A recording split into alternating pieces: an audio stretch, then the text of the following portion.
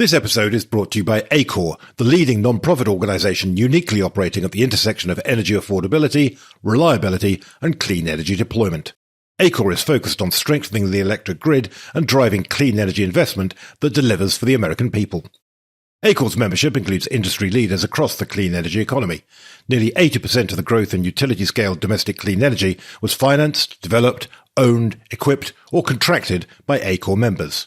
Visit ACORE.org to learn more about ACORE's work and upcoming events, including the ACORE Grid Forum on October the 22nd in Washington, D.C.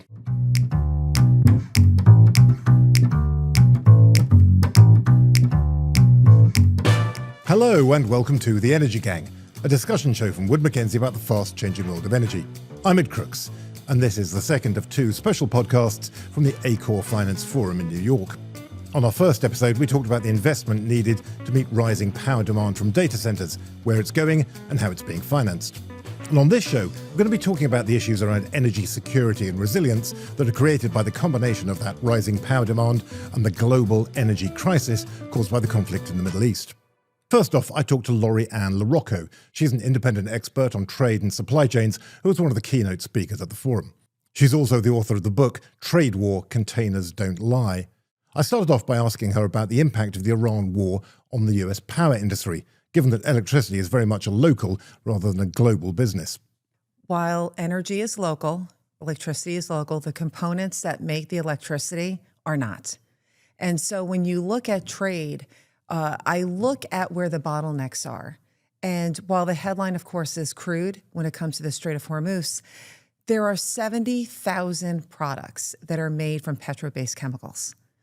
Including the components that make a lot of the solar panels, the chips for the data centers, your cell phones, and they are being crunched right now because of the Strait. And so when I spoke at the event, it was you need to know your supply chain. And I don't mean just like your first supplier of, that predominantly makes it, but you need to know your second, third, fourth, fifth, sixth, seventh. Because if that one component is not made from that tier, you can't finish your product. So that's why I'm here today to kind of give like a reality check of empower yourself with the knowledge of your supply chain. I mean, you say people need to understand their supply chains. It's so difficult nowadays, isn't it? Because a modern supply chain, as was exposed very starkly during COVID, for instance, is a very, very complicated thing. Products crisscross the globe, having different bits of work done to them in different places and so on. So, I mean, is it actually possible for people to follow your advice and to really know kind of in depth right the way up the supply chain exactly what the sources of their inputs are? Absolutely. You definitely can. Okay. Because it's all about relationships. Trade, manufacturing takes people. And so you have to follow your flow. And so, like, I was not surprised during COVID that Vietnam would be greatly impacted, right? Where you saw that ping-ponging effect. Because you saw with the trade war, the first one, China was like, I got to do something. I got to start making my product elsewhere. And that's where you see the ping-ponging. And you're still seeing that expansion of trade. It is far more complicated now than it was back in 2018, where now we have the same like China plus 5. China now uses Cambodia, Malaysia, Sri Lanka. You've got China investing in Africa, India. Products are being made all over and they're being moved. And so you need to communicate with your people, hey, where is whatever your doohickey is, right, in terms of the components. Right. So what about then the impact of the current conflict in the Middle East? Mm-hmm. We often talk in a kind of casual way about the Strait of Hormuz being closed. It's obviously not entirely closed. There are still a few vessels going through. I think our most recent numbers from Wood Mackenzie is maybe about 10 a day, somewhere between 10 and 20 are going through a day. But that is still way, way down on what it used to be before the war began, when it was kind of 150, 170 a day. So greatly reduced supplies of all kinds of products coming out of the Gulf. Where are we seeing the impact of that starting to show in supply chains? Are there things you can point to say, hey, this is a place where it's really starting to bite? Well, when you're looking at the crunch, if you will, you're already seeing it in the chemicals for paint, for example. The supply chain for chemicals is a lot shorter than when you make a product that we wear or that we use in the home. Normally that takes about 6 months. And so that's why you have this thing called transitory inflation, because the inflation that we're seeing now was actually a result of things that happened 6 months ago prior, right? You've got that inflation brewing in the warehouse. Sherwin-Williams, they recently announced, and they were identifying, the war as a result of the increase, because the chemicals that help make the product, the coatings, the sheen, whatever it may be. And this is one of the biggest paint companies, right? Exactly, one of the largest paint companies in the United States. And so, they had increased their prices. You have even U.S. chemical companies now, they're increasing their pricing by 50% because they're seeing more demand. A lot of companies like to use the cheaper chemicals overseas, but they can't because of the delays, because they don't know if they're going to get it. And and also now it's more expensive. So you may as well pay a little bit more in order to get your product. Right. I mean, lubricants, again, another area that I'm sure will be of great interest to a lot of people in the power industry. I've seen stories kind of rumbling around that motor oil may be in very short supply pretty soon, because there's a critical plant, the Pearl plant in Qatar, that makes critical kind of component that goes into lubricants, is not exporting at all at the moment. It was damaged, but also just they can't get the ships out through the Strait.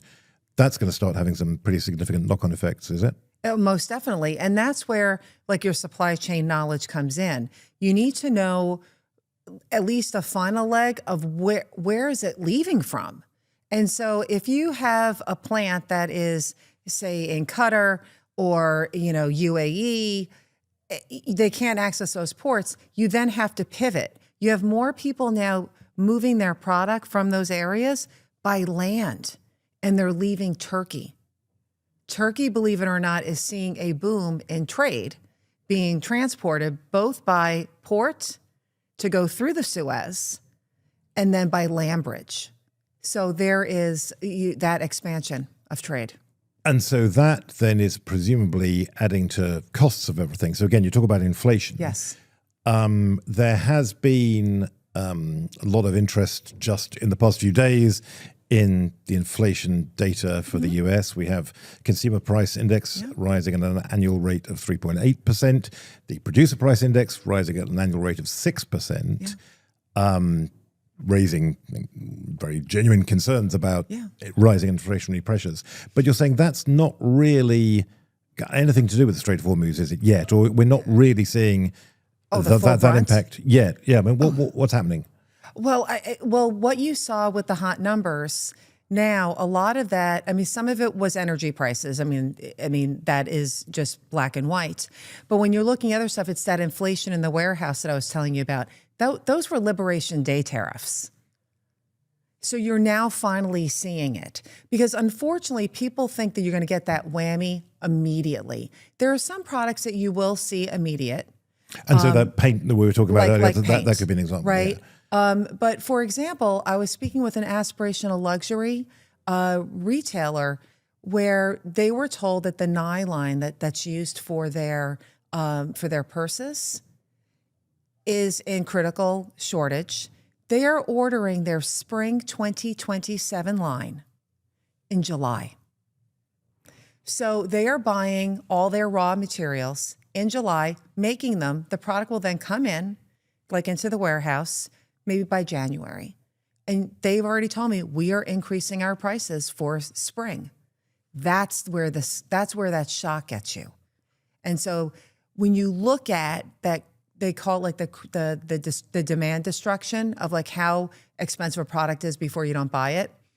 A lot of people here in the United States thought that once you had gasoline at $5 a gallon, you would start seeing a pullback. You saw it a heck of a lot earlier. At $4 a gallon, I interviewed the National Association of Convenience Stores. They represent 80% of the gas stations in the country. They started at $4, that instead of people buying a coffee and donut or a coffee and bagel, they were only buying the coffee. And we are now well north of $4 a gallon. Right, indeed. Yeah, $4.50. That is, when it starts to hit bagel and donut sales, that's how you know it's getting real, right? That's Exactly, yeah, because it's like little things that you take for granted. Yeah, indeed. And from what you're saying then, so those inflationary pressures are going to remain in the system for many months to come. Oh, most kind definitely. of even if the situation in the Gulf gets resolved tomorrow and we have a reopening of the strait within the next few weeks, that's still going to be an effect that is going to take a long time to fully work through the US and global economy. Yeah. When you look at it, you've got to, with the strait reopening, you'll look at it in two ways. So you'll look at it as crude, of course, the price of gas. The markets are underestimating the impact of the Strait of Hormuz right now. Oh, massively. The price of oil should not be where it is right now. It should be a heck of a lot higher. And so, but the markets are always very optimistic. I mean, it's great to have hope, but you need to have a reality check. And the reality check is this. When you're looking at crude, gasoline shoots up and it floats down like a feather. But you have to take the physicality of trade. The tankers are not where they once were, okay?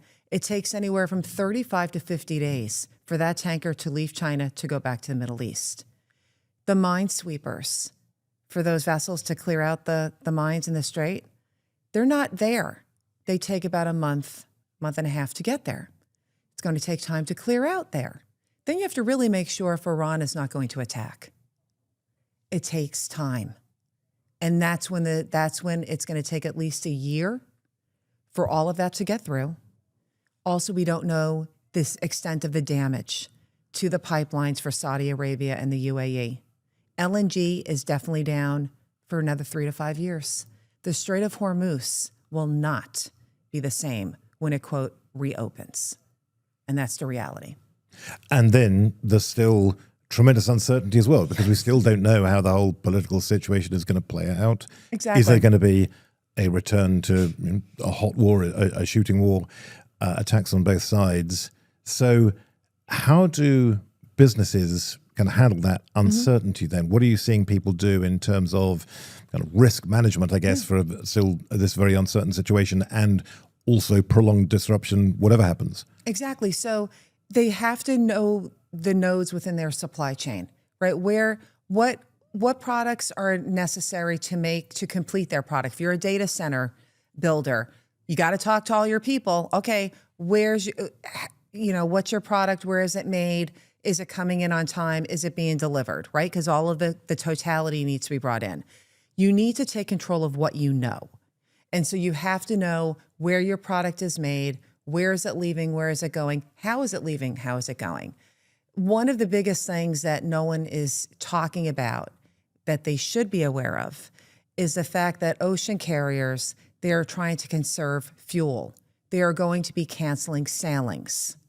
So if you have a product on a vessel that is canceled, you then have to find a new home for it.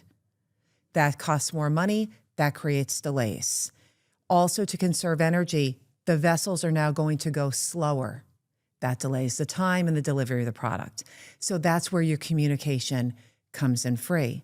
When you're looking at the reopening, because of all those delays that I mentioned, well, the petro-based chemicals that are already now in short supply, the jet fuel that is already in short supply, it is going to take many, many months for all of that correction.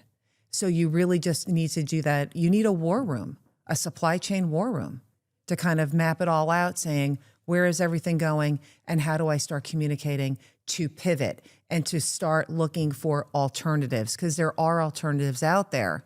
You just have to know where to look.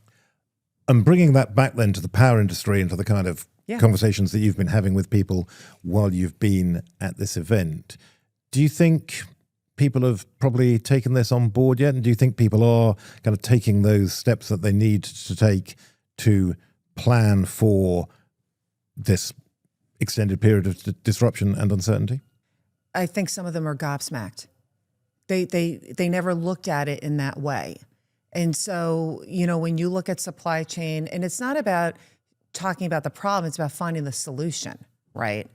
They're now looking at their own way, like, maybe I do know. No one knew their tier 5 provider yesterday. None of them. And I'm like, well, you better.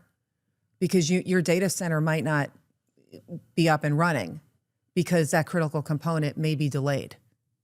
Or it's going to be a heck of a lot more expensive, because you and I both know when you bid for projects, you bid on a set price. You're going to have to eat it.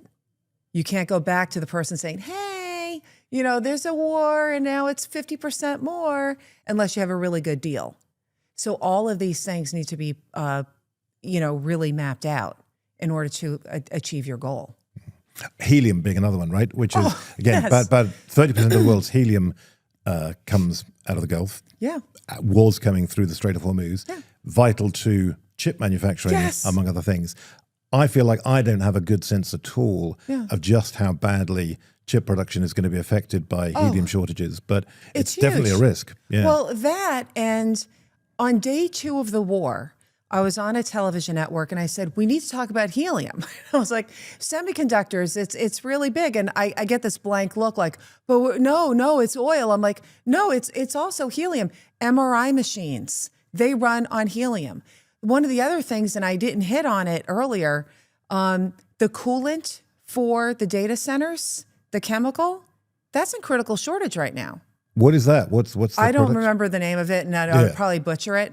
But I do know that the chemical, because I was talking to one of the manufacturers, it's in critical supply. They can't get their hands on it, and if they do, they're getting less of it for a lot more money. So what is your expectation then? How do you think this is all going to play out, given all these risks, all these uncertainties that there are out there? It's clearly very difficult to be definitive about what you think, the final resolution is going to be. But what would your expectation be as the most likely outcome? I think that people have underestimated the ripple effects of this war. They're looking at the shiny penny, which is crude, which we should be looking at, of course, because we run based on petroleum. But when it comes to our everyday life, when it comes to the building of our plants, of the cell phones, of pretty much anything that we like to consume and use, it all goes back to petrol-based chemicals, like it or not. And even your green technologies, it relies on petrol-based chemicals in order for them to become to fruition. So I really hope that people start taking stock of where their tomorrow is.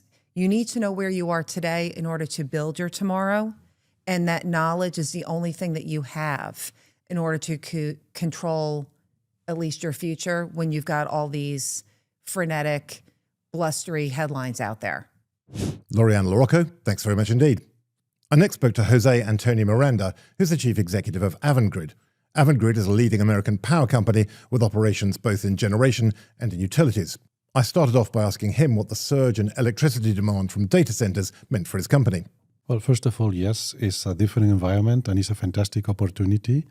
And our company, we are, in our opinion, we are posed in order to be an actor that is helping to grow transmission and distribution and also generation in the country to cope with this growth. Now, I have to say, some people, they refer to the past as there was no electric growth, but the reality is that even if the total figure was not probably increasing a lot, but the places where you needed the load, they were changing. So at the end, you have to have a different transmission system, a different distribution system, because of the topology of the load and the topology of the generation.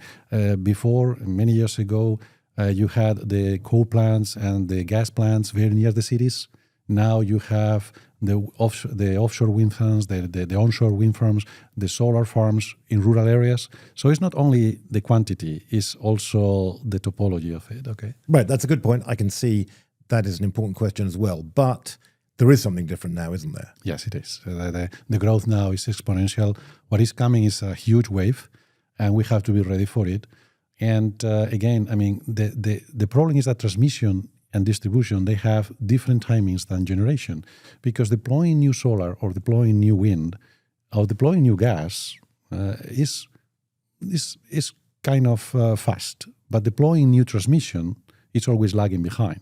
So there is a mismatch between the timings of both things, and transmission is always important to start first in order to be sure that transmission is there, because if transmission is there, if the highway is there, the electrons, the generation will follow. Right. And it does seem like those highways are going to be absolutely crucial in the sense that there's a lot of talk about co-located generation, putting the generation where the load is, where the data centers are, a lot of talk about going behind the meter and so on. If you dig into that question at all, it is very clear that all the tech companies, data center operators, everyone wants a grid connection. A grid connection has huge advantages. And even if perhaps they start off with local generation, perhaps because they want to get online quickly, in the longer term, everyone wants to be grid connected. So how do you meet that demand? No, absolutely. First of all, I mean, being behind the meter can be a temporary solution, but it's not a long-lasting solution, because when we are talking about 1 gigawatts, 2 gigawatts of data centers, massive load, that is not the kind of load that you can have off-grid. You need to have always the grid there to support you, especially when you need 24/7 service, right? So that is only a temporary solution. In order to be able to cope with this massive growth, there is only one solution, which is investing and investing and investing. Investing in grids and investing in generation, okay? And to invest, you need certainty. And you need to be sure that there is not going to be retroactive decisions. And you need to be sure that the returns are going to be there. So if we want to win the race, by the way, it's a race with China, it's a race also between the companies inside the US. The most important thing that we can do, and the best thing that we can do, is to understand that having the grid, having the transmission, having the right certainty about the investment is what is going to make us grow and to have this competition, be winners in this competition that we have now with the rest of the world. Right. So let's talk about different technologies and different sectors then in that race. Because it seems like if you want to get power quickly, probably the fastest way of all to do it now is solar and storage. Those are the technologies where equipment's readily available. You can deploy them rapidly. Wind could be quick, but apparently has some very serious problems with regulation at the moment and permitting, and it's difficult to get new wind projects to make progress because the federal government is putting a lot of barriers in the path of that. Gas absolutely can be done, but there are often quite long lead times for equipment, particularly for those heavy-duty, large-scale turbines. You can be waiting 5 years or more to get one of those. So there's delays there. Then transmission is even worse than that, right? I mean, that transmission, getting a new transmission line built could be 10 years, 15 years. What are the fundamental problems, do you think, and what can be done about them? Are there actually changes in terms of regulation, in terms of permitting reform, whatever it might be, that could actually accelerate and expedite this investment and get it done faster? So first, you're right. The fastest is solar with battery storage, right? What is the issue is supply chain. If all of us, we want to deploy solar plus battery storage, and all of us, we are knocking on the same doors in order to get the supply chain, there's going to be a crunch. If on top of that, you have tariff issues and you have FEOC issues, FEOC, foreign entities of concern, so trying to keep those four countries, China, Iran, North Korea, Russia, out of the supply chain. Exactly. So at the end, there is a limit to what you can do from the supply chain point of view. So yes, solar and battery storage are very fast and very quick, but they have a limit as well with the supply chain.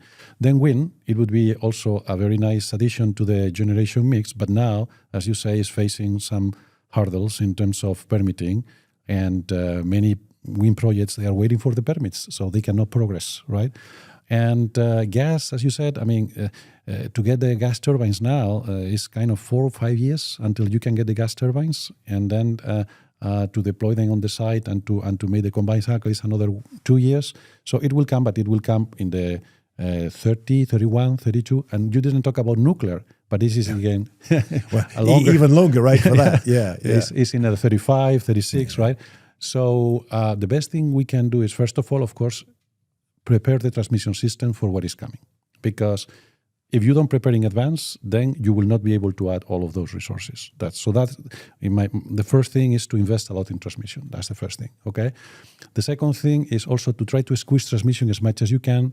Dynamic rating voltage regulation in the transmission system. Try to get the best of what you have now. Yeah, okay. So what they call grid enhancing technologies, all those kind of advanced technologies that can be applied to the grid to, as you say, essentially get more power to flow on the existing set of wires.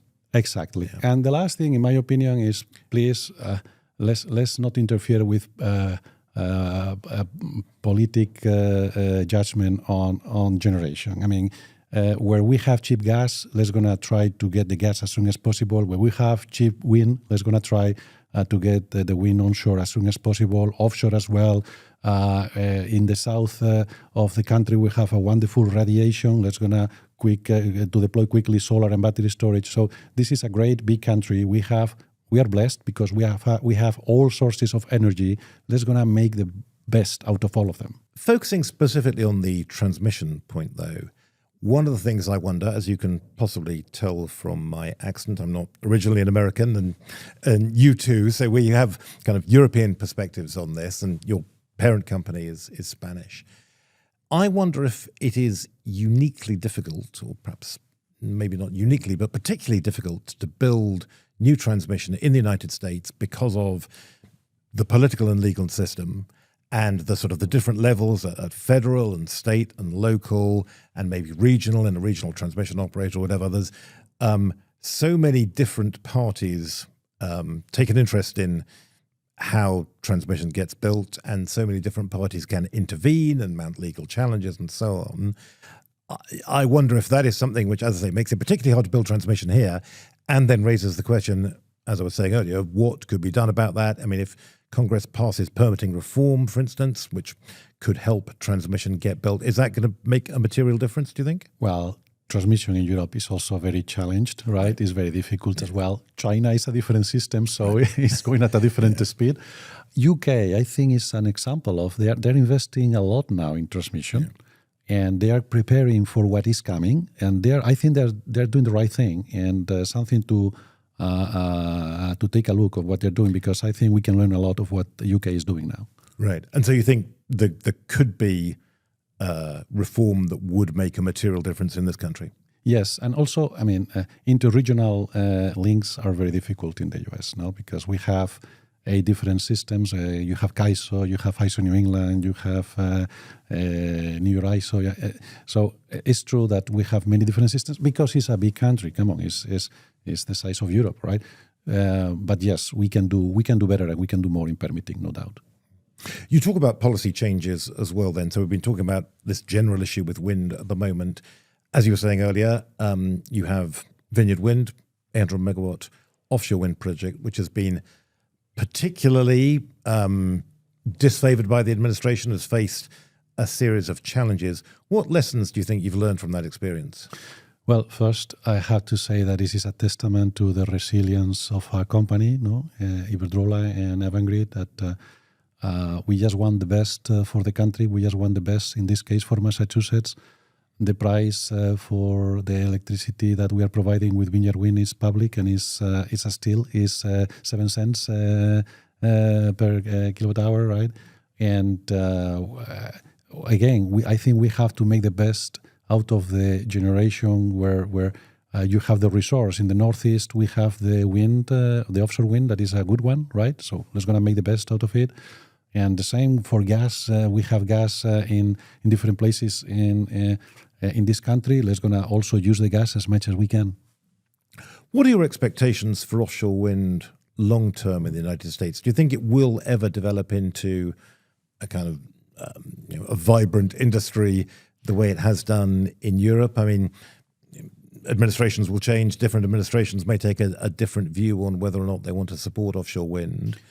But as you say, there's a lot of other considerations come into play, and a lot of other competing sources of power generation, some of which may end up being more competitive long term than offshore wind. What's your expectation? There are places where offshore wind doesn't make any sense. In the south of the country, in the Gulf of America, if you just place offshore, it will be competing with solar, very cheap solar. So what is the point to put there offshore wind? I don't see it, right? Also in the West Coast is floating offshore wind that probably will take a lot of years to develop, right? So there is specific places where offshore wind makes sense, and the Northeast is the place. So let's see what the administrations are thinking about it, but it's a place where, from the technical point of view, the economical point of view, it makes sense. And what about the big transmission line then coming down from Canada. That's also been quite controversial, a few fights over that. What lesson do you learn from that in terms of what needs to happen to get transmission built?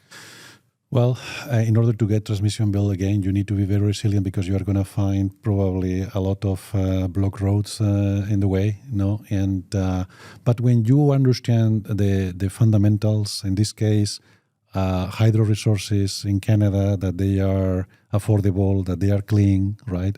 And you have the need of the load in Massachusetts, and the fundamentals are very clear. So at the end, it's just a question of being resilient and continue with what is right. And now we have a wonderful 1,200 megawatts line that is supporting the system, again, with a price of energy that is very affordable, super affordable. And that is saving billions of dollars to Massachusetts ratepayers. And we will always continue to do things that make sense economically and technically for the country. If you were sending a message to regulators, to state governments, to the federal government about what they could do to expedite that, to help those investments get made, to get to that goal we all want to get to, what would you say to them? Certainty. The only thing that we need is just to be sure that the rules of the game, they are going to change in the middle of the game. And when you have certainty, companies like our company that we know how to do, we have the knowledge and we have also the capital in order to be invested in the country, and we are happy to invest in this country. So at the end, what you need is certainty that you are going to be able to get the return that you were foreseeing in your dossier. So its certainty is to be sure that there is not going to be retroactivity or crazy new things, changes in law, etc., that are going to derail the investment. Yeah, and I think it's a fantastic point, a very important message, certainly, for people to hear. José Antonio Miranda, thank you very much indeed. Great talking to you. Thank you. It's been a pleasure. Thank you for having me today. I next spoke to a former government official who's an expert in national security. Harry Kresser is the Director of Studies at the Carnegie Mellon Institute for Strategy and Technology, which is a Washington-based think tank. I asked him first about how the disruption to global fossil fuel supplies caused by the closure of the Strait of Hormuz was encouraging countries around the world to invest more in electric vehicles and renewable energy. And I wondered whether, given China's dominance of those low-carbon value chains, they were just exchanging one dependence on imported energy for another. It's a reasonable question, and it's one that I hear a lot, this one of just switching one critical dependency for another. Iran is not a super friendly nation to American and allied interests, nor is the PRC, so is this a swap worth making? And I came from a tour in government before I joined Carnegie Mellon, where I was essentially a professional China hawk, so I can get where that intuition is coming from.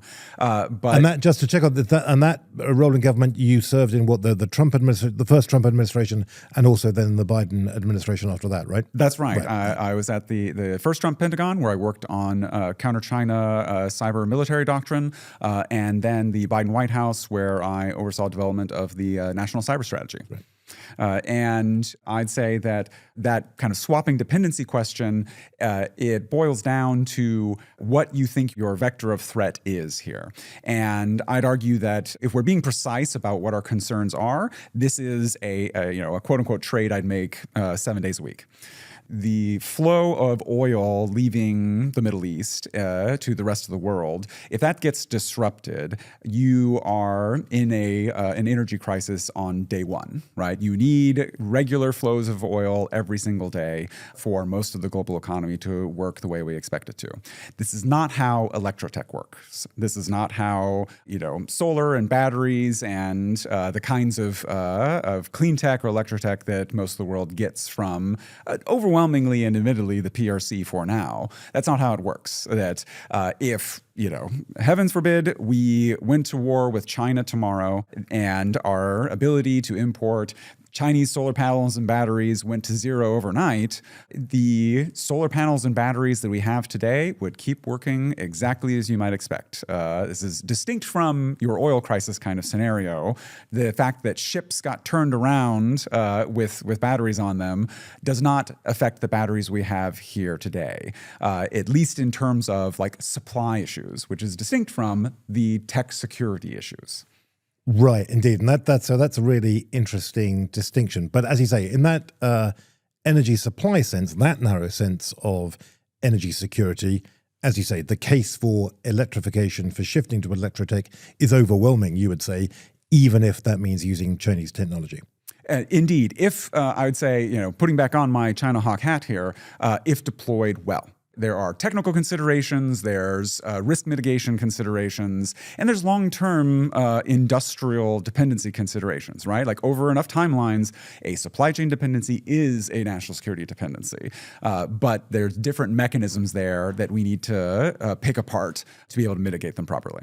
Right. So let's get into that then. So what are the real risks then? I mean, maybe come on to the questions about industrial capacity and manufacturing in a moment. But first of all, in terms of kind of technology risk, and as you say, what the threat vector is, what are the issues there with the use of Chinese technology in America and other Western countries? So when I was in government, one of the big issues that we worked on was PRC designs on our critical infrastructure, right? Like the audience has probably heard that the People's Republic of China has a big focus on Taiwan, the Republic of China. Breakaway, they see as a breakaway province, and reportedly Chinese President Xi Jinping has instructed the Chinese military to be ready for a potential invasion of Taiwan by the end of this decade.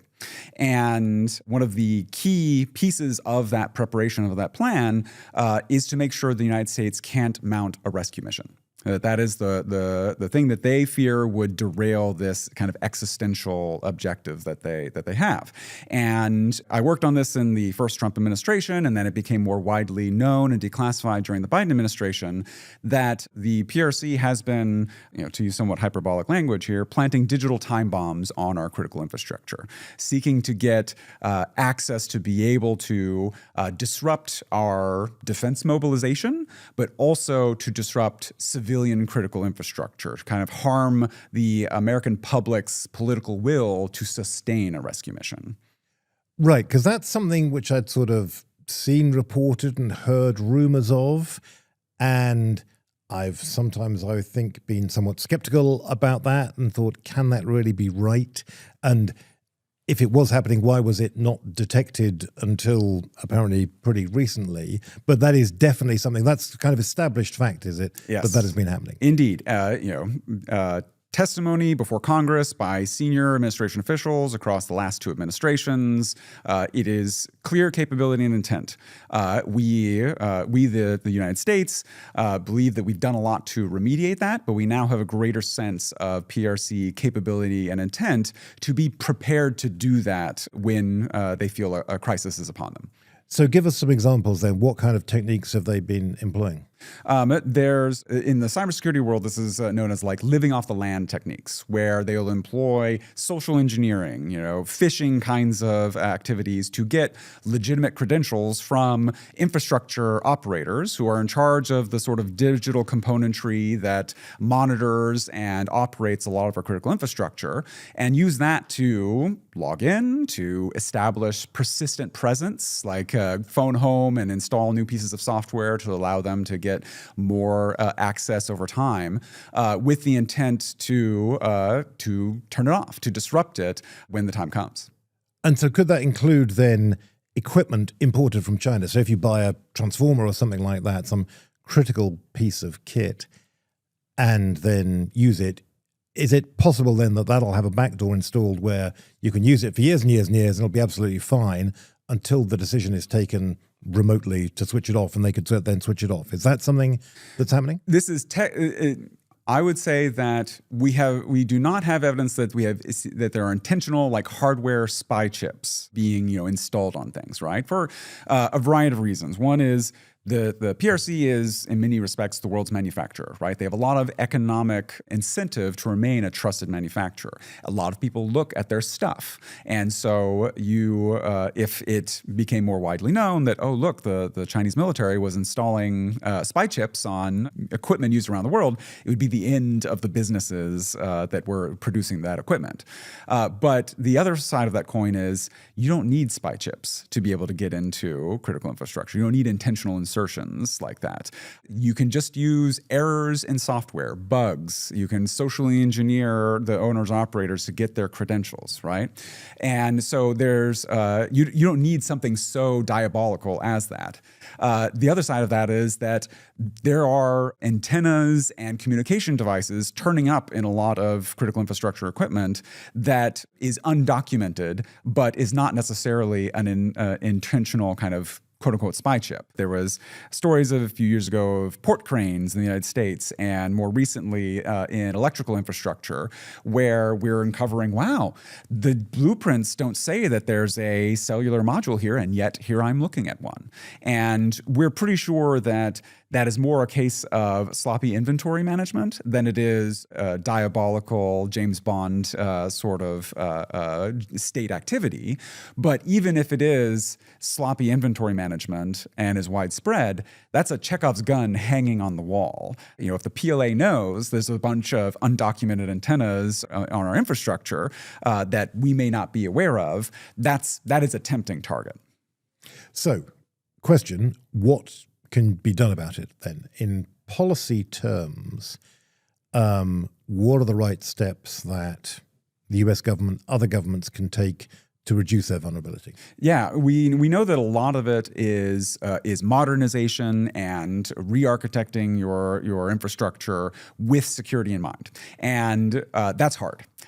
So much easier said than done. And we now know from a lot of what we've seen of the PRC's activities in Volt Typhoon, Salt Typhoon, other sort of code names around the PLA military campaigns to get into our infrastructure, is that there's often seams between old tech and new tech, between operational technology, OT, that was never designed for the level of ubiquitous connectivity that they're now being asked to operate in, and that creates opportunities for bad guys to get in. So you'd say, well, modernization, right? Make everything new, right?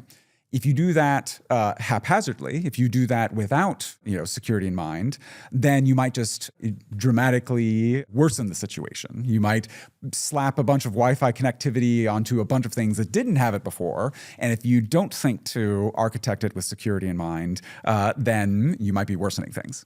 Right. And are people then designing those architectures at the moment with security in mind, or is the industry still lagging some way behind here? It's very inconsistent. There are some sectors that are doing better than others, but one of the areas of both great promise and peril is the transformation of our electricity sector in particular right now. When I was in the Biden administration, we were working on how the clean energy transition could be a vector for that kind of modernization and defensibility that we knew that our infrastructure needed, right? Like decarbonizing technology is also disproportionately digitizing technology, right? Your solar and battery facilities are inherently much more digital because you are telling it when to capture and store electricity, when to release it back onto the grid. Your VPPs and DERMS and all that, it is a great vector opportunity for that. But the flip side of that coin is the clean energy space is full of lots of young and dynamic entrepreneurs who haven't spent 50 years in national security spaces, who don't have an intuition for bad guys and the kind of, climate and utopian activist pipeline and the, dour national security Dragon Slayer pipeline don't have a lot of organic overlap. So what about the FEOC rules then, foreign entities of concern? We've been here for less than a whole day, and already about half a dozen people who work in the low-carbon energy industry, people who are developers, financiers in that industry, have been complaining about the FEOC rules. These are intended to prevent the benefits of tax credits going to projects that have involvement from these four countries of concern: Russia, China, North Korea, and Iran. Three of those countries aren't really much of an issue, but China clearly is a big problem because it is so dominant in those supply chains for batteries, for solar power, and so on a global scale. What's your view of those FEOC rules? Do they perform a useful service? Is it one of those things where yeah, the industry complains and people don't like it and they say it's very complicated and hard to know how you comply and all that kind of thing. But actually, we need something like that to restrict China's presence in these key supply chains. Or are the rules actually kind of not really serving a valuable purpose? I think that these foreign entity of concern rules and related ones could be useful tools for supply chain diversification efforts and things like that. But they're being hobbled because they're being mashed together and combined with these technical security concerns that we were talking about earlier, right? I think when people express anxiety about dependence on China for electrotech, for clean energy, and other kind of advanced technology sources, I think that we're too often combining two issues that are in fact very different. There's the technical security conversation, the cyber risk that we were discussing about preparations for war and PLA hackers trying to be prepared to turn off the lights, and then there's the input dependence conversation, whether I want to have to source all of my lithium from China, right? And these are different problems with different solutions that are too often getting mashed together, right? If I'm concerned about cyber risk from Chinese battery management systems, the computers that control battery charging and discharging, if I'm concerned about that, then that's a different issue set than what percentage of the lithium in that battery was refined by China. My kind of ominous fears of China combined together to maybe try and use those in both directions, right? One of my colleagues was recently talking to some Texas state legislators who were concerned about Chinese solar panels on the grid and the ominous ominous threat that they posed out there. And we realized that they were conflating the kind of cyber risk, all the news about Volt Typhoon and the very real and grave risks of Chinese technology risk to stuff that is smart, with these conversations about commodities that are dumb, right? I don't need to fear solar panels and other kinds of dumb componentry that has critical minerals from China for the same reasons as the cyber risk. But you're saying worrying about those kind of dumb components and commodities can be a reasonable thing to do if you're concerned about industrial capacity and having enough domestic manufacturing to make solar modules. And I mean, is that the right thing to do? I mean, on a global scale, if market forces would dictate that solar modules would be produced in the lowest cost jurisdictions around the world, very often that would be in China. If you were trying only to get the lowest possible cost solar power to consumers all over the world, one thing you would definitely not do is have extensive solar manufacturing in the United States. So question, is it worth it then? What are the kind of the trade-offs and the things to think about, given that having solar manufacturing might seem like a good idea, but actually has very substantial costs attached to it? Indeed. I think that the answer to the question is not an all or nothing one. I think we saw during the COVID-19 pandemic and subsequent supply chain disruptions around the world that a global commercial order tuned to maximum efficiency is also extremely brittle. And you can be disrupted by a pandemic, but you could also be disrupted by war. I do not think we are on the verge of war with China tomorrow. I do not think it is likely, and I hope that it never is. However, it is significantly non-zero, and I think it is also higher than most Americans have internalized.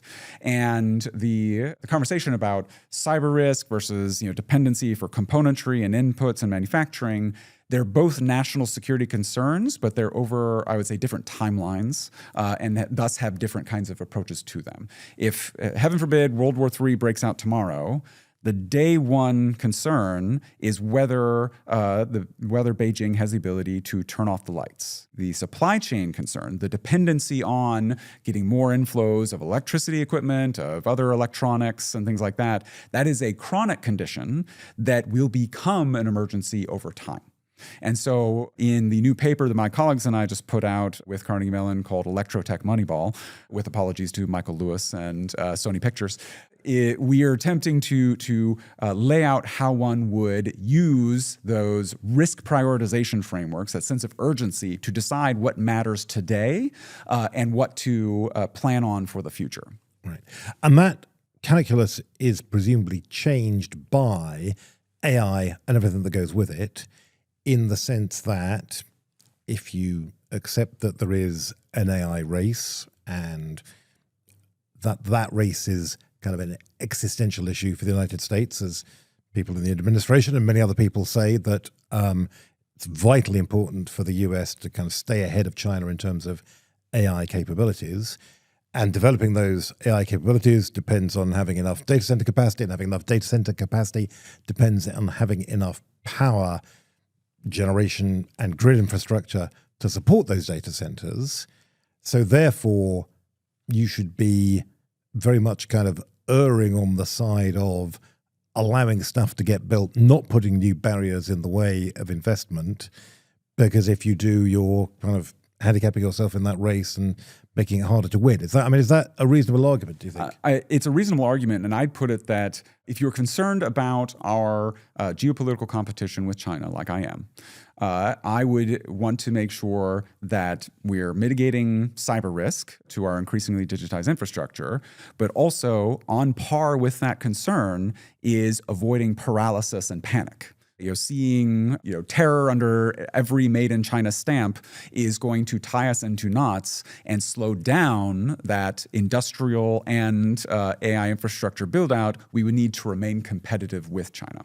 If you're afraid of China and you have concerns about PRC threat and dependence over time, then you need to be precise about what it is you're afraid of. Our tagline, we say, is guard the smart stuff, buy the dumb stuff, and build the future with what time and resource headroom you've bought yourself to do so.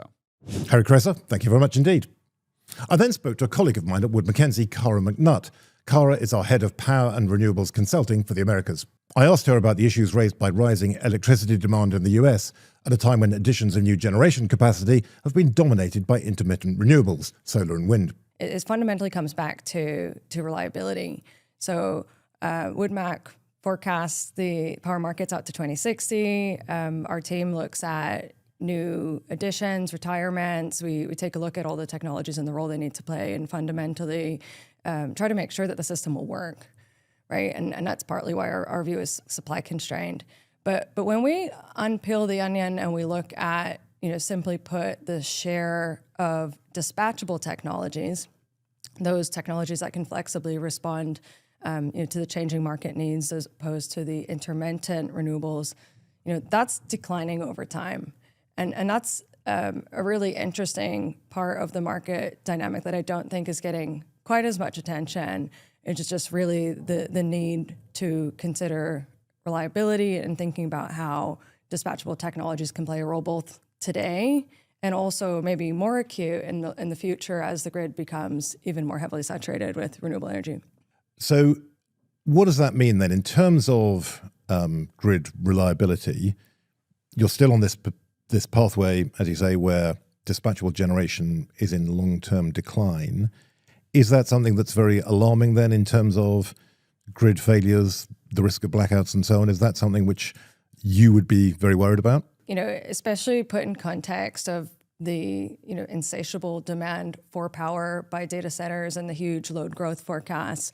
I think our research team put together a chart that shows the queue requests in ERCOT are 3 to 4 times greater than the amount of supply that can come on to meet them. So really just to kind of show you that this contrast. So meeting the reliability challenge in context of the amount of generation that needs to be added and replaced and maintain that reliability is a real challenge, and the renewable energy alone is not going to be able to meet that. Right, and that so just run those numbers in ERCOT Possibly again. So this is sort of requests to add load. So this is what large load in particular is basically data centers. And you're saying that is 3 to 4 times what the the capacity that's been proposed in terms of additional generation to be added, or 3 to 4 times what we think the market can meet. got it right? So how does that get resolved then? I mean, ultimately, then just these data centers are not going to be able to get power, are they? Well, I mean, some of that demand is speculative demand, so some of that will fall away, I think, is the first part of that. If you're familiar with Senate Bill 6 in Texas, this is something that really has caught attention around, the need for data centers to essentially be able to handle unlimited curtailment, right? And what that really does is it shifts the emphasis away from the front of the meter solutions and kind of shifts it back to behind the meter solutions, as you need to handle unlimited curtailment means you need to have a pretty robust backup system in place to be able to operate your business. So seeing a lot of interest and activity in that behind the meter solution space as well. Right. So basically, if you're going to run a data center in Texas, you're going to need batteries to cover your full demand, as much power as you think you're going to need, batteries or diesel generators or gas generators with a dedicated supply, whatever it might be, so that you can at times just disconnect from the grid. When the grid needs you to disconnect, you'll drop off. Yeah, increasingly seeing these backup power solutions, being prepared for prime time power, which is kind of a response to the gas turbine supply constraints that we're all aware of. But seeing some combination of more modular gas solutions combined with batteries, either as bridge power or as in some cases indefinite supply of power, given just the constraints you see. Right. So how do you think this is going to change patterns of investment in generation capacity in the US then? If you've got, say, this strong growth in demand and this growing concern about reliability, what does that mean in terms of where investment goes? Yeah. So I think, to use the term we're all familiar with, it's the all of the above approach. Need all the supply that can be built, but need to also consider the role those different generation sources play. In the near term, we're seeing a lot of the queue dominated by solar plus storage projects, and referencing that 79% metric from 2025 that you started with. I think that's a good indicator that that is commercial today. That is driving a lot of the supply additions. Gas will play a role. It will play a role both in terms of the existing fleet stepping up to meet needs, reliability needs where it can, but then also some new build gas, which our view is that new build gas doesn't even offset gas retirements in the near term. So although there's a lot of talk about gas, the role it's playing, it may not be changing as much as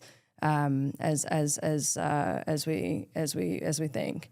And then in longer term, I kind of bucket this as innovation, but innovation is not just technologies like hybrids or combinations of technologies. Something I am personally really excited about is the role nuclear can play in the longer term. But there's also innovation in business models, right? So seeing VPPs and other concepts come to life to kind of make sure the markets can solve. And it's not just a supply story, right? It's where supply meets demand and how the system all works together. Right. Just to put a footnote on that for people who may not be familiar with the VPPs, virtual power plants. So that's essentially aggregating a lot of distributed resources, which might include demand response, local generation, local storage, and so on, and to kind of use those as a dispatchable resource for the grid, so it can sort of behave effectively like a power plant. Although I know that's very contested. We had a guest on the show recently who said, the thing about a virtual power plant is it doesn't provide power and it's not a plant. But, it's so controversial subject. But yeah, as you say, I definitely think there's some potential there. And I think it's very, very interesting to see what could be done. Final thought, I wanted to go back to the point you raised about nuclear. As you say, there is a lot of technological innovation happening. There's a whole new generation of advanced nuclear projects out there, which could be part of the solution. And I wonder, again, that's a controversial subject. There is a very active debate about how big a role nuclear can play, and also how quickly some of these new generation of plants can be available to meet this challenge of growing demand, which is really very urgent in the near term, just over the next few years. What's your view on that? I'm really excited about the role nuclear can play, but I recognize it's not a story today, right? Today, we're in the stage of building political momentum support. I think you'll see, there's probably a new announcement every day, whether it's a new initiative of government support or a testing milestone or X Energy's IPO. Recently, we're seeing this industry for SMRs really start to form in an exciting way. Our team tracks the global pipeline for projects and SMRs, and that pipeline nearly doubled in the last year. And that's really a testament to all the activity that's taking place. And the majority, more than half of that pipeline, is in the United States. So I think the U.S. will really be a first mover there. When we'll start to see that, happen, at the scale of like a 300 megawatt SMR, that's really a, kind of a 2030s and potentially mid 2030s story. But more so than some technologies that we've seen in the past, we really see support from all sides. We see hyperscalers committing from an investing perspective, from an offtake perspective, and we see a really strong fit of the needs that nuclear can provide with the needs they have for their business and their sustainability targets. So I'm excited in watching this space. Cara McNutt, thank you very much.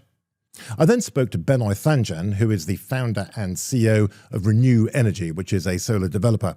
He also has his own podcast, The Solar Maverick. I started off by asking him about the importance of battery storage when developing solar projects. That's the great thing about storage. We've seen storage costs go down, significantly the past 2 to 3 years. So it's definitely something that, we're looking to educate, our customers or potential clients. It's still pretty early in the behind the meter solar and storage. It takes a long time to get first customers comfortable with solar, but surprisingly, they're getting comfortable a lot quicker. They're a lot more educated. But then once you add the storage component, which is the real game changer, right? Because then you could manage the load. Then you could basically, sell into the grid, other services related to the battery, which is now becoming more important because of, I'm probably preaching to the choir, but load was pretty constant, meaning that generation was pretty constant. But now we're seeing, obviously, an exponential increase in generation. Obviously, you mentioned about hyperscalers and AI and just consumption in general. People are consuming more electricity. So it's very strategic to have batteries, and obviously behind the meter batteries through some sort of long-term contracting agreement with that customer. So it's definitely, really important now. And what makes the economics of that attractive then to a customer? Yeah, so that's the challenging part of the equation is really, what the numbers are. It depends what state you're talking about, whether they have time of use, which not all states have that. And then obviously we talked about ancillary services, battery backup. There's, 3 or 4 different revenue streams that the batteries have. And it's, how you're able to maximize that where it makes energy storage beneficial. But what we're finding is now, especially with everything happening in the U.S., especially with the, conflict in Iran, customers are willing, it's not just purely a financial decision. They would like to have some sort of energy independence from the grid or certain critical functions within their operations. Hopefully, a lot of them have generators, but they're obviously, looking at, batteries to do that in the future. We're obviously seeing that on the residential side, even though we don't do residential, but then on the commercial industrial side, a lot of customers are asking. I still think it's really in the early days when you talk about behind the meter solar and storage. And I haven't seen just storage. It's all been solar plus storage when it comes to behind the meter. And that's really interesting. You're saying that the Iran war is sort of generating interest in this, presumably not because there's any direct connection. There's no direct connection. And natural gas prices, of course, have been very, very stable in North America. They haven't really been affected at all by the disruption to supply through the Strait of Hormuz. I suppose you could say that oil prices and therefore diesel prices have gone up.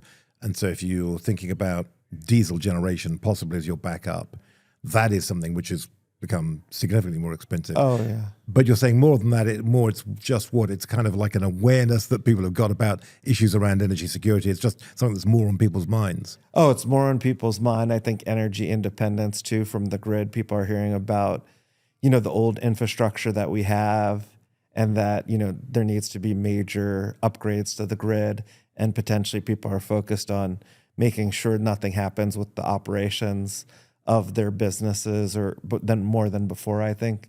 And then also too, the concept of energy independence. People like to hear that idea where they're not dependent on the grid for power.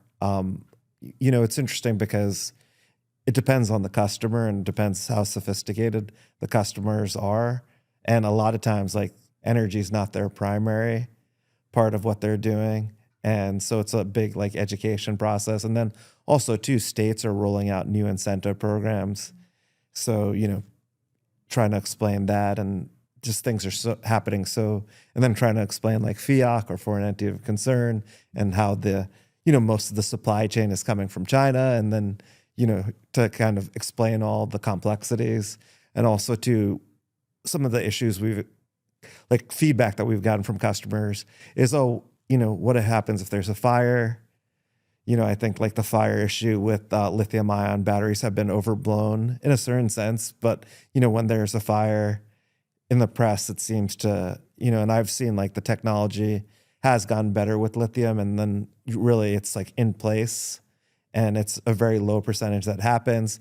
Also, battery manufacturers are offering other chemistries that are less flammable to get over sort of those concerns that, the behind the meter customer have, because there's a lot, it's complicated actually, the behind the meter sale. People don't realize there's so many different aspects of it and the type of businesses. And if the owner of the building actually is leasing it out to another company as well. That's a whole other layer of complexity right there. That's involved, yeah.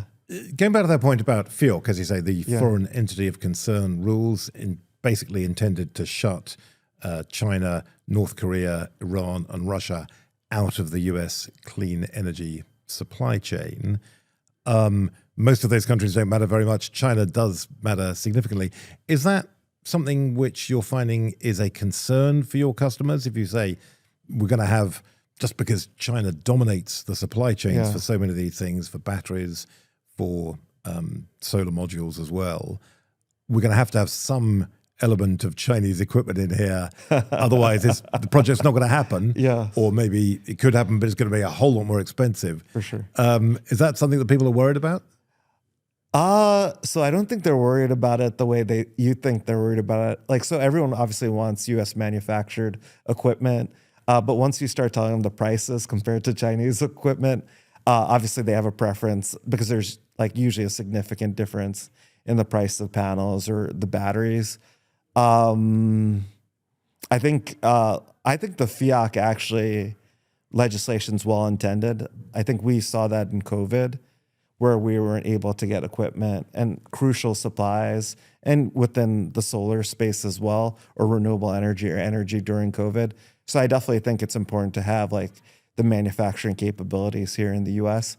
I think the challenge that I've seen from even in this conference and as a developer of C&I projects is that the guidance is just so quick, meaning that basically starting in 2026, a certain portion of the materials have to be, made in the US, which is challenging when most of it is really in China, especially when you talk more about batteries than solar panels. So.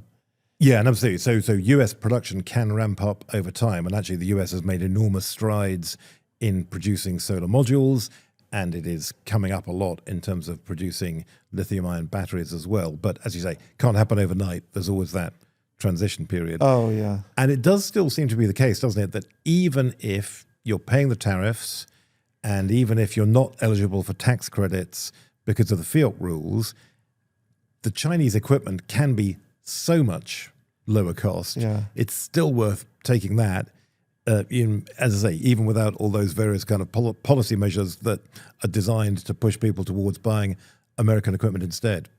Yeah, it's interesting because I hear like multiple different thoughts about this, because now we're hearing from like large investors or IPPs that in certain types of projects like community solar, which are higher margin because it's a discount to a retail rate versus a utility rate, that they're looking at projects where they don't get any of the investment tax credit or the depreciation benefits because it's just easier to not deal with all these other issues.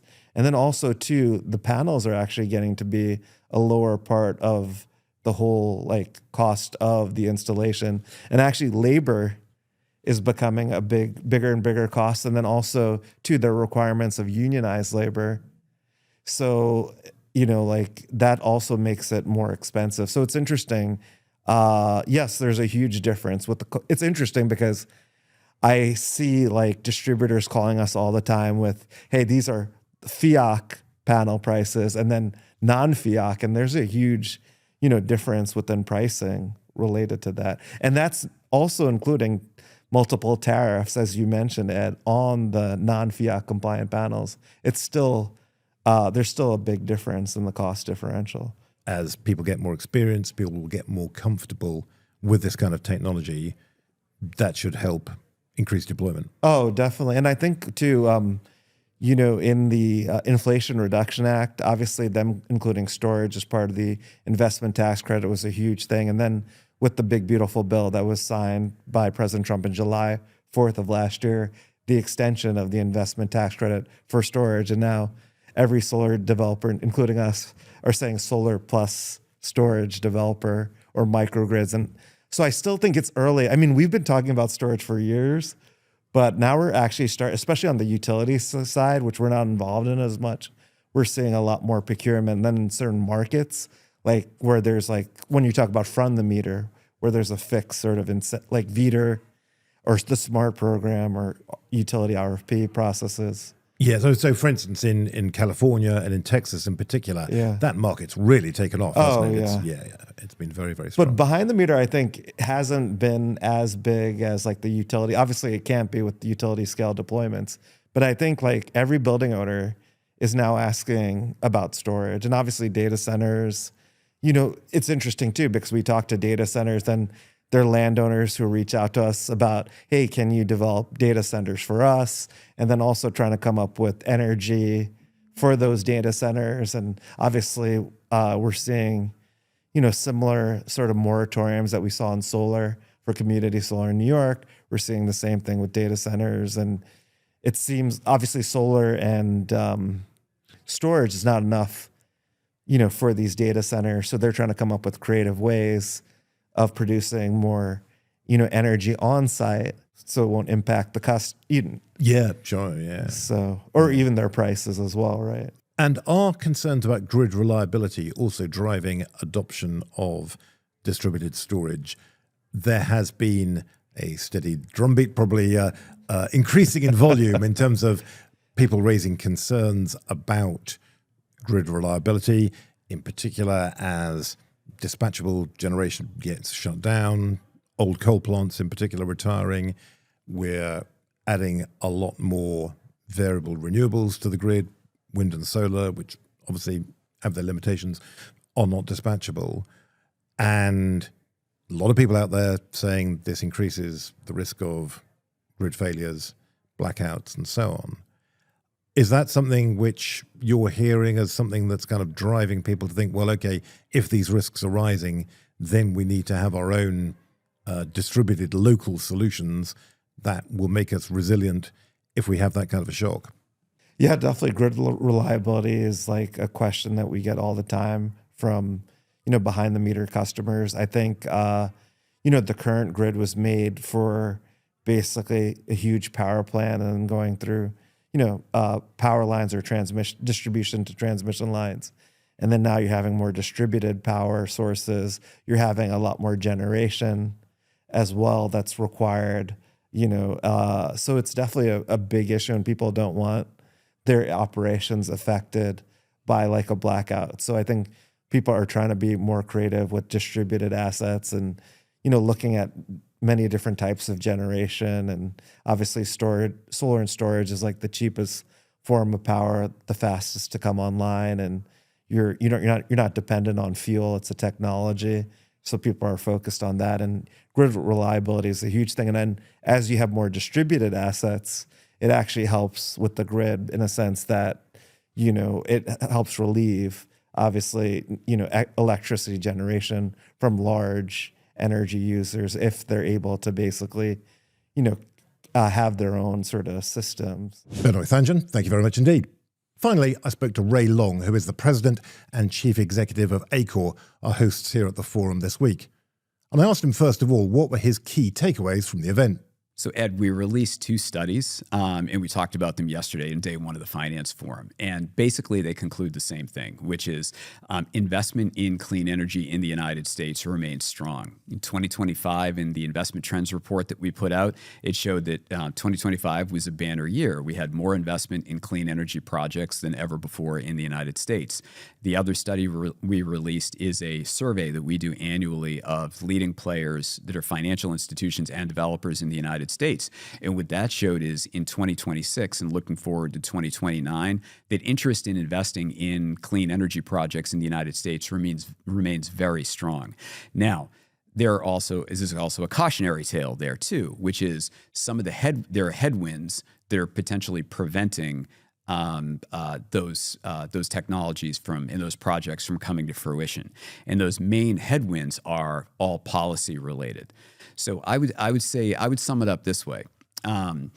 Investors, developers, buyers in the United States for energy remains very strong. The first half of this year, we expect there to be another potentially record-setting with respect to projects coming online and investments that are taking place in those. However, there are a few things that are preventing more of that happening for the next 4 years. I want to come on to those policy-related headwinds in a moment. Before we do, though, just to think about the reasons why the industry apparently is pretty robust at the moment, and perhaps is more robust than people would have thought when the big, beautiful bill was passed last year, signed into law by President Trump on July the 4th, and obviously undid the tax credits in particular for wind and solar that came out of the Inflation Reduction Act. And so that was seen as a real blow, I guess, to the renewable energy industry in the United States. But things have been strong. And when we think about the reasons why things are still relatively strong, I guess 2 reasons. One is that the eligibility window for those wind and solar tax credits is still open. If you can get your project to begin construction quickly enough by July the 4th, then you can still be eligible for those credits. So perhaps we're seeing a slightly artificial kind of bulge of activity while that's going through. And then the other thing, which is probably more long-lasting, is strong growth in power demand, driven in particular, of course, by AI, data centers, and everything to do with that. So I suppose my question is, how durable are those factors, I say, particularly given some of this deadline stuff set by tax credit eligibility that is going to go away, and the power demand stuff and AI and data centers and how that unfolds? Clearly, a lot of uncertainty around that. It's a very volatile, very fast-moving industry. Certainly 4 years ago, we would never have predicted that this would be where we are now. Who knows, 4 years from now, again, we may be somewhere completely different. What are your expectations about how these forces are going to play out? Sure. So the interest by banks, financial institutions, and developers to do all this work in clean energy development in the United States, I think, Ed, is driven predominantly by economics, and you touched on it. It's the demand growth.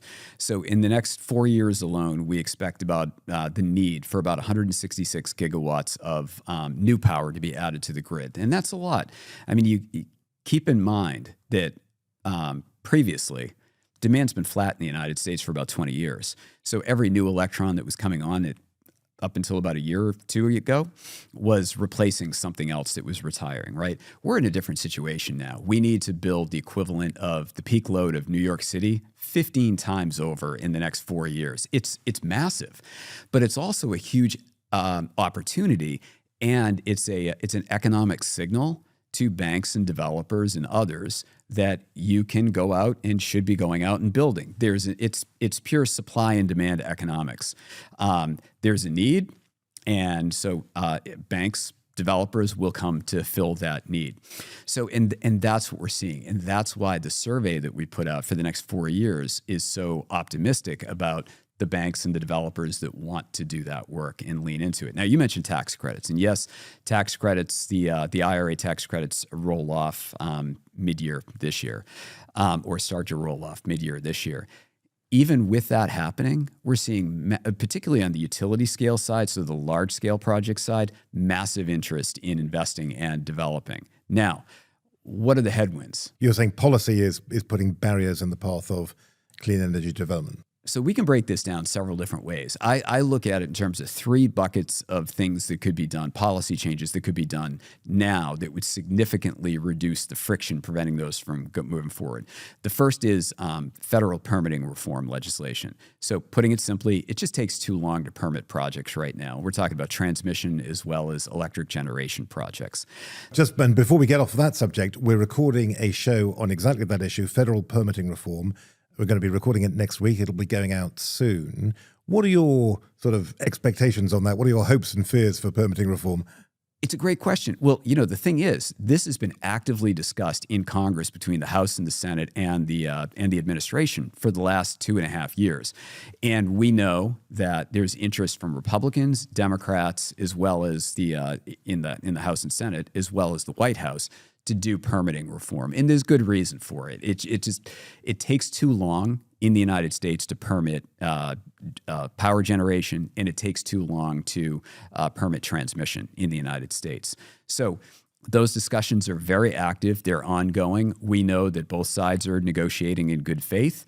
And the question is, can they come together on a package of policies that can move forward, be signed by the president? And I don't have the answer to that question. Yeah, because we've had some false dawns before, right? There have been previous bipartisan efforts that ended up going nowhere. We have, but I'll tell you, there's good reason to do it and to do it now. We talked about the need, right? The need to get it done. But at the same time, when you look at the 2 major goals that everybody, whether it's an elected official or an energy buyer, really anybody that touches or needs electricity, it's, hey, I don't want to pay too much for my power, so I want better prices, and everybody wants to talk about affordability. And then the second one is reliability. And the way to get there right now with so much demand is just to start building everything that's out there. So there's good reason for them to come together even more now, even more so than in the last couple of years. So that was one issue, is permitting reform. What are the other 2? Sure. So permitting reforms, number 1. Number 2 is clarity of some of the regulations that are on the books now. So you think about Treasury guidance as it relates to very specific things like foreign entity of concern. Going to say the dreaded FEOC, which we have talked about quite a bit with other people. It's clearly a very big concern in the industry right now. It is. And, it's very detailed. It's very esoteric. We could spend a lot of time unpacking this, but suffice it to say that when banks are putting, billions of dollars in investment out there, you really need to make sure that the rules that they're playing by, which are embedded in the regulatory code, are as clear as possible. And just putting it simply, that's what this is about, is having the rules in place so that the banks don't have risk as a result of ambiguity that exists in the code. And that's what we're trying to fix there.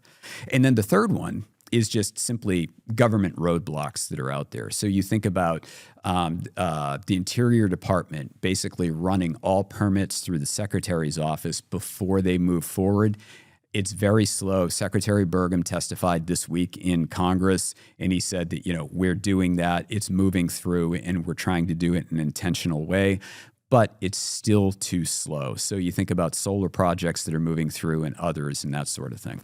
Right. And wind in particular, there have been big issues with, right, in terms of the administration granting federal permits. And I gather people have been talking about objections raised by Department of War saying that there are issues with wind farms being built near military installations and so on.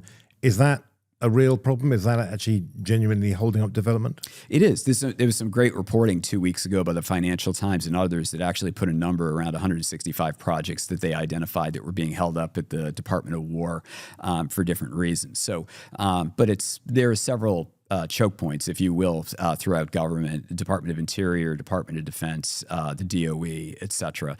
And, the concept here is just, back in the 80s, there was a great book out there that was called Streamlining Government or something to that effect. And it was all about removing choke points in government so that things move quicker and that the private sector could take over and just get things done. And putting it simply, this is really just the same concept. It's, look, at the end of the day, there are certain things that need to move through government in a very efficient way, and they need to be resourced properly to do it, and the processes need to be put in place to do that.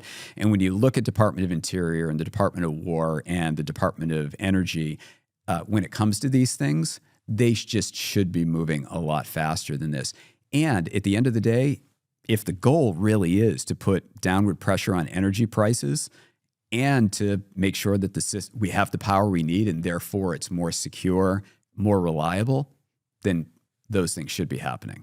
I mean, do those arguments land when you go to Washington, talk to people in the administration and Congress about these things? Do you think they're kind of taking these points on board?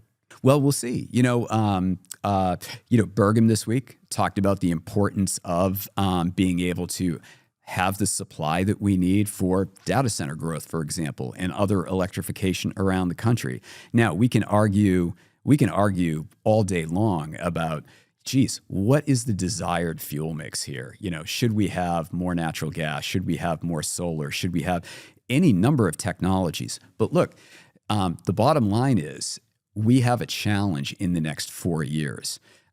There's a lot of folks out there who want to frame this issue in a 10-year window. They talk about 2035. Well, look, 2030 and out is fairly easy to solve for. Why? Because manufacturers that are ramping up now on things like gas turbine availability, and then new technologies becoming more commercial, like advanced geothermal and other things. Advanced nuclear being another one, which again, great suggestion. Yeah. But that's a long-term solution. It's not, or a medium-term solution at least. It's not a 5-year solution. Absolutely. Yeah. In the next 4 years, there are 5 technologies that can actually get built at scale and at speed to meet that challenge. First one is transmission. Second one is solar.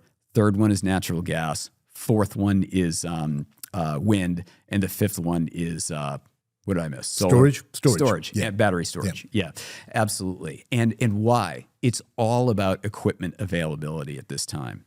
And we know it can be done. And you and I have talked about this before.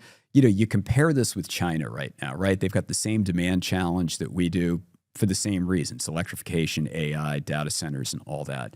And, China's really built out everything. But they've done it at scale, and they've done it intentionally. So transmission.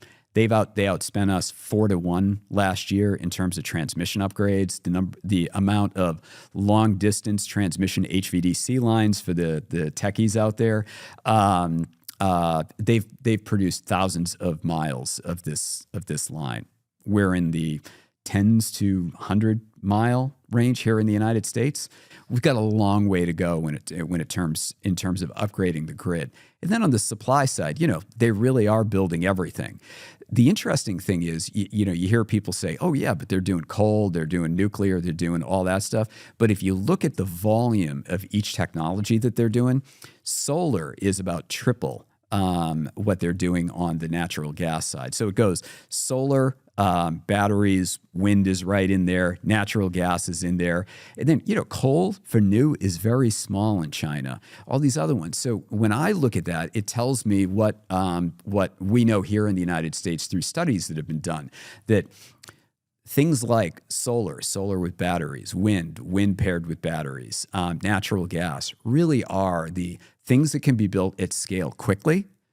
They're the most cost-effective forms of power out there, and it's adding a huge element of reliability to the system. So when you think about driving down costs and you think about reliable and secure system, that's the way to go. And that's playing out in China and in other countries right now.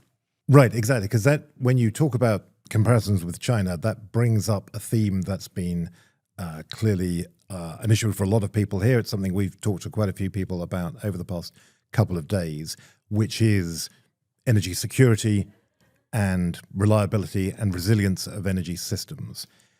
In the power industry, clearly, gas is more important, is more of an issue than oil. And so maybe you're not seeing that kind of direct impact from the crisis on the power industry. But how do you view it, and how do you think people in the industry are seeing it? What are the implications for the power industry in the US of what we've been seeing in the Middle East over the past couple of months? Sure. So, I mean, without mincing words, we're in the middle of a power crisis in the United States. Folks just aren't focused on it yet because there's so much else going on. And it stems from the fact that we just don't have enough power right now, and we don't have the transmission to move around to where it's needed. Now, it's starting to show up in different ways. The first way is we are seeing electricity prices going up. It's happening all over the country. You and I both live in areas where we've seen a lot of increase in our power prices over the last couple of years. Yeah, I mean, of course, my joke with utilities is that they should be relieved about what's been happening to gasoline prices, because that's now turned into the issue that's front of mind for people. Up until 3 months ago, I guess it was power prices going up was the issue that consumers really cared about the most. Now, perhaps that's fallen to second place. But yeah, clearly, it's still an issue, right? It's definitely still something that people are worried about. It's totally an issue. And you're right. I mean, when it comes to power prices in the United States, there's not a direct correlation to oil prices going up as a result of Iran. But there's a knock-on effect there where those prices are rising. And as a result, the worldwide price of energy is going up. And that is impacting power prices here in the United States. So I go back to, so what do we ultimately want? What does the consumer at the end of the day want? And by extension, what do politicians want as a result, as it relates to price, reliability, right?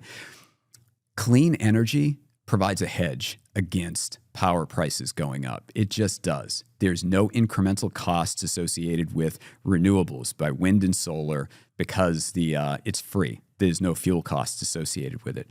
And building that out at scale in an all-of-the-above world where we are building the gas that we can build, building the wind, building the solar, building the batteries that go with it, and then everything else that we can do in 2030 out, advanced geothermal, SMRs, nuclear, et cetera, that's really going to provide the best hedge against any one particular fuel going up anywhere else in the world.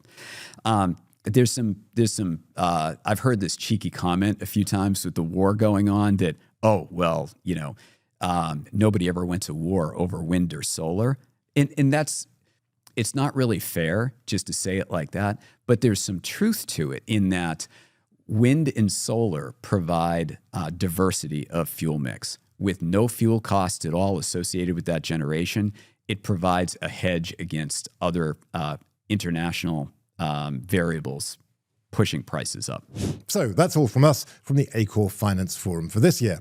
Thanks very much to all of our guests, Lori Ann LaRocco, Antonio Miranda, Harry Kreiser, Benno Thanjan. Thanks to my Wood Mackenzie colleague, Cara McNutt. And above all, many thanks to Ray Long and everyone at ACORE for hosting us at this fantastic conference. Many thanks to our producers, Dan Cottrell, Molly Merwin, Toby Biggins-Gilchrist, and above all, as ever, many thanks to all of you for listening. We really value your feedback, so please do keep that coming, and we'll be back very soon with all the latest news and views on the future of energy. Until then, goodbye.